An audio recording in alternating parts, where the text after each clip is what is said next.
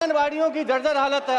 आंगनबाड़ी नवीन खुली नहीं है और वहाँ पर मेडिकल फैसिलिटीज नहीं है। आपके पीएससी पर डॉक्टर नहीं है। उप स्वास्थ्य केंद्र के ऊपर आपके वहाँ पर हॉस्पिटल में कंपाउंडर जीएनएम एएनएम नहीं है।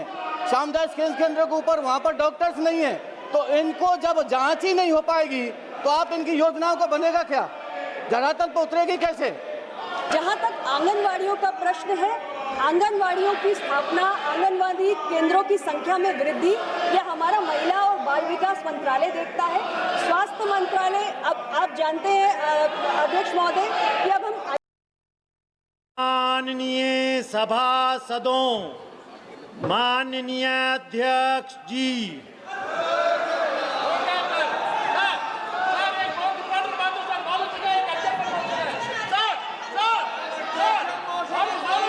Mr. Balu, I will allow you after question hour.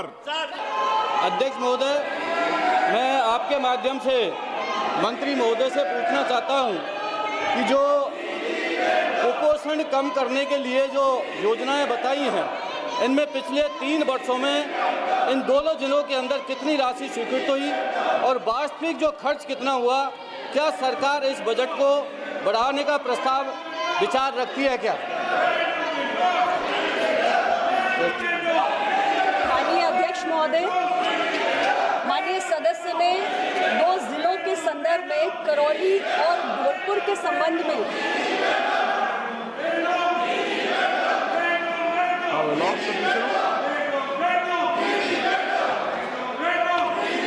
माननीय अध्यक्ष महोदय, माननीय सदस्य ने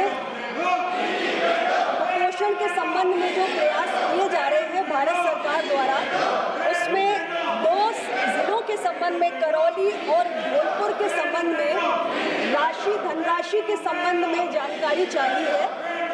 ये जानकारी अभी मेरे पास उपलब्ध नहीं है, लेकिन कितनी धनराशि स्वीकृत की गई है, क्योंकि ये सारी धनराशि हम एनएचएम के जो प्रस्ताव प्राप्त होते हैं हमें राज्य सरकारों से, उसके तहत हम धनराशि स्वीकृत करते हैं। तो इनके स्पेसिफिक जिले के संबंध में कितनी धनराशि स्वीकृत हुई है, इसकी जानकारी मैं सदस्य को उपलब्ध करा दूंगी। माननीय अध्यक्ष महोदय, माननीय मंत्री महोदय ने कहा कि ये नेशनल हेल्थ मिशन के तहत आता है, तो नंबर 1 तो आप एक राजस्थान का बता दें कि नेशनल हेल्थ मिशन को आपने कितनी राशि ट्रांसफर की है।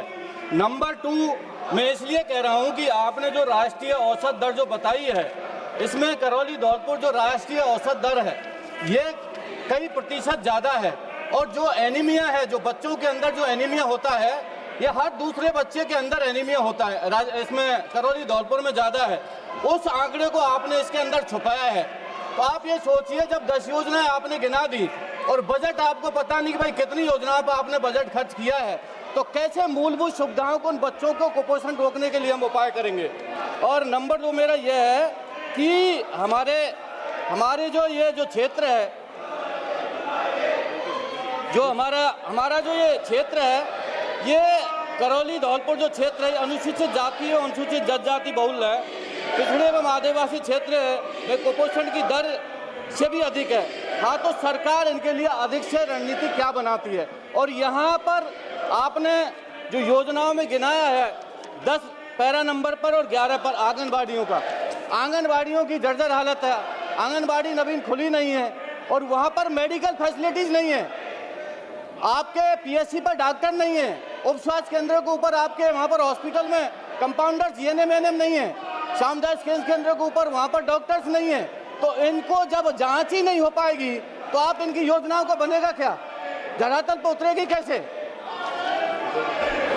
माननीय अध्यक्ष महोदय, मैं सबसे पहले ये स्पष्ट करना चाहती हूँ कि कुपोषण जो है, माल न्यूट्रिशन जो है, ये एक मल्टी डायमेंशनल और मल्टी फैक्टोरल इशू है। इसमें बहुत सारे सरकार के विभाग और मंत्रालय मिलकर काम करते हैं, जिसमें स्वास्थ्य और परिवार कल्याण मंत्रालय के साथ साथ जो हमारा ministry of women and child development है वो भी काम करता है। जहाँ तक आंगनवाड़ियों का प्रश्न है, आंगनवाड़ियों की स्थापना, आंगनवाड़ी केंद्रों की संख्या में वृद्धि, यह हमारा महिला और बाल विकास मंत्रालय देखता है।